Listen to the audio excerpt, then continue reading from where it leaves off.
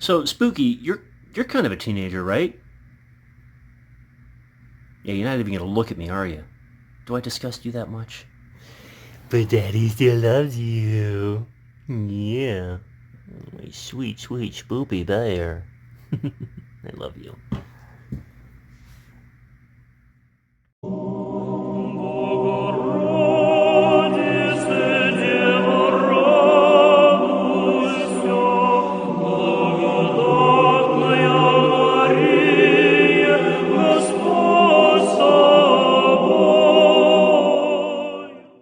What's up, y'all? It's your boy, Orthodox Review. How's it going, everybody? Well, here it is, and here we are, episode 68. We're going to be looking at Hear Me, prayer book for Orthodox young adults, and I am so very, very happy to be bringing this book to you. My buddy Ryan Minks sent me this one out of the blue to review, and I'm glad he did because I know there has been requests to review more books that are geared towards children and young people, and anything that helps our precious young people continue on and strengthen their faith, I'm all about. So yeah, I'm really looking forward to getting into this with you right now. Before we get into it, the usual, like, share, subscribe, Patreon, PayPal, blah, blah, blah, blah, blah.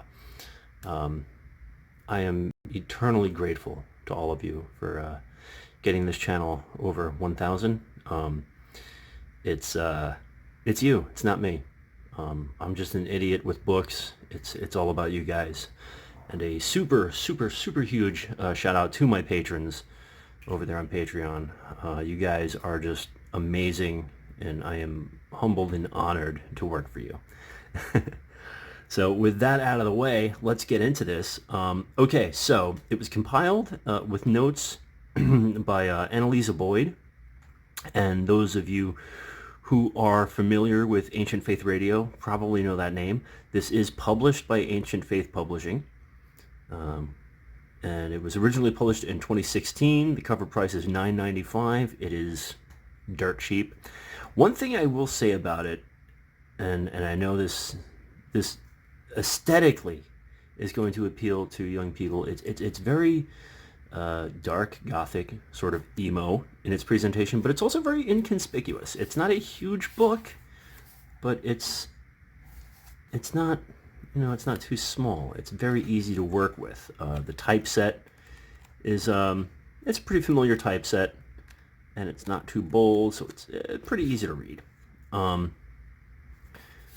So right off the bat, I like that. It's kind of like that paper bound sort of thing. I really like the way this was inlaid. So when it's not in direct light, it just kind of looks like a little black book. And I think especially for teens who struggle with dealing with the judgment of other kids, I think that definitely helps. So let's get into the contents. And it's a really cool format. So at first glance, it really just looks like it's expanding on Little Red, because the very beginning of the book really is just,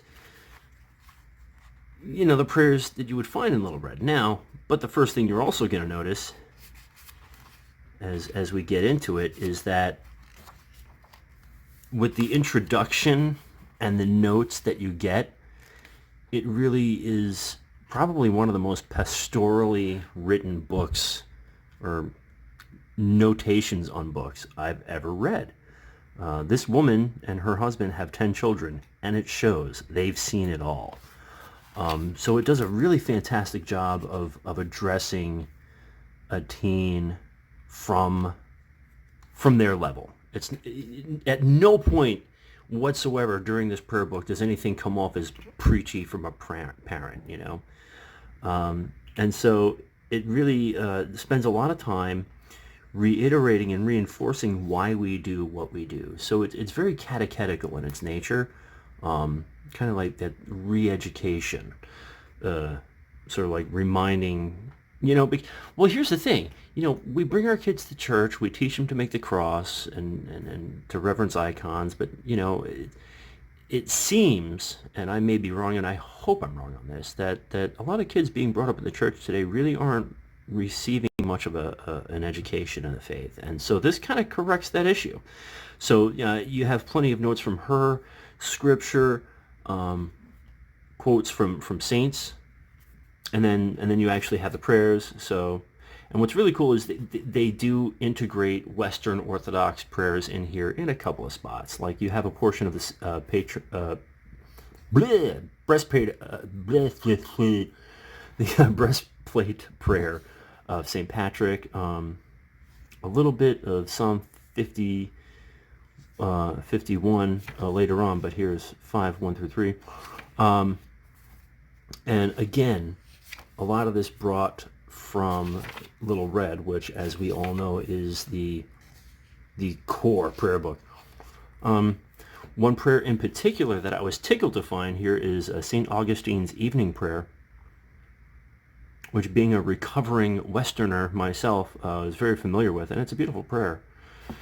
And the other prayer I bookmarked was the prayer for friendship.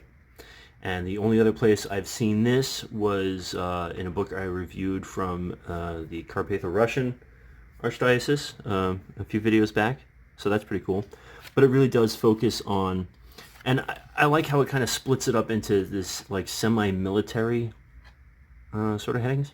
So on watch, praying for any time. And here we have just, every day, every time sort of prayers. And these are literally prayers for relationships, for friends and family. And it kind of covers all bases. So once you start getting into, and oh, by the way, the psalm numbering is the Masoretic Western numbering. So it's not Septuagint numbering, but whatever. And then things really start to heat up later on in the book when you get to confession. And it is in depth, and it's not shy about anything. It's a down-to-earth presentation of an examination of conscience, and it doesn't really shy away from anything, especially the internet, sexualization, all that stuff. She does a fantastic job of going through that, and then and being kind about it. So, oh boy, I got a mustache hair in my mouth. That was terrible. I'll be honest with you. I'm a huge fan of this. Now we start dealing with, kind of the things we have to deal with in life. So we go through the Beatitudes, and then we start dealing with addiction, anger, anxiety, depression, which honestly, I love this. It was so nice to read these things. I felt better. Backsliding, which I don't think anyone ever really talks about. Bitterness. It goes through it all. Carnality, chastity, purity, modesty, confusion, doubt, failure, and insecurity. Like, these are all things that even adults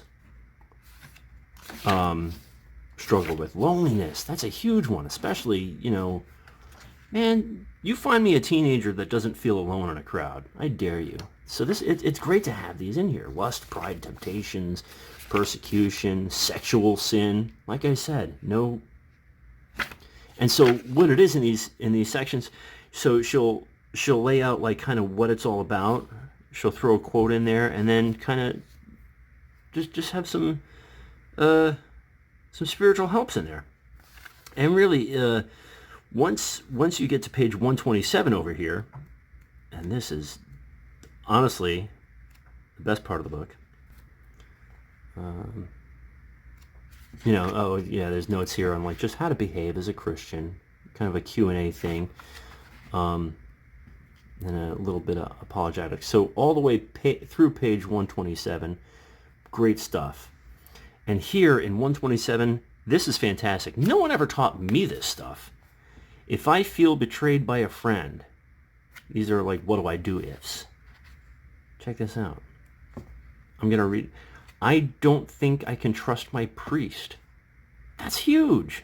My parents aren't Christians. Do I have to obey them? Massive. I can't tell you how many young people... Now, I mean, if you look at the analytics for my channel, about 25% of my channel views are young people under the age of 18. And their parents aren't Christians. This is fantastic to have this resource here. I've committed a big sin, and I'm afraid to tell anyone. I can't tell you. Let me tell you something. I sin all the time, and I feel embarrassed about telling my priest. So I get that. I keep committing the same sin over and over again. I think I'm in love. I really want to be intimate in a relationship. Like, not shying about anything. I'm making myself throw up or starving myself to lose weight. My friend is depressed. I'm so depressed I'm hurting myself, and I don't want to live. You find me anyone out there that's addressing these issues. Oof, I'm being pressured to drink or do drugs. I can't control my anger. I'm anxious all the time. I'm having a hard time believing in God. I can't forgive. Someone is hurting me. I don't think my parents' rules are fair. Okay, I gotta giggle at that one. I saw someone do something dangerous or illegal. What is my responsibility? Like, and she does a fantastic job of walking the reader through these things. And in the end, I love this. I really do love this. You are no longer a young child. It is time to look to the Lord yourself, to choose him above all things. It is time for you to hear and be heard. May the Lord bless you in your devotion to him who called you into being. Lord, I call upon thee. Hear me, O Lord. Lord, I call upon thee. Hear me. Receive the voice of my prayer when I call upon thee. Hear me, O Lord. Even if you're not a kid, pick this one up. I'm just going to tell you, for $10, just get it. Great stuff in there. I honestly gave serious consideration to just reading all the notes out of here. But I wanted to give you a quick overview. As always, hit the comments. Hit the comment section. Let's talk about this.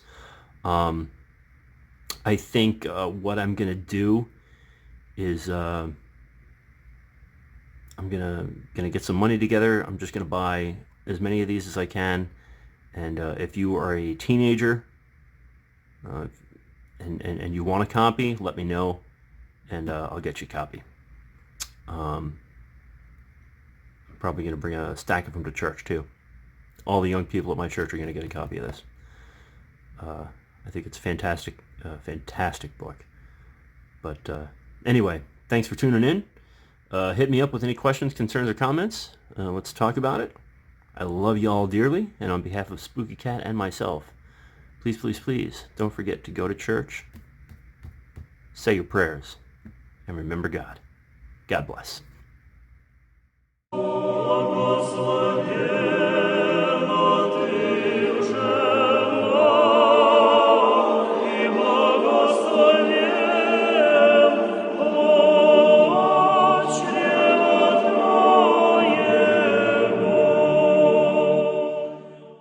Okay there, kids, this is Coach Plinkett checking in with you. I know we're not going to have much of a Little League season this year, but don't you worry.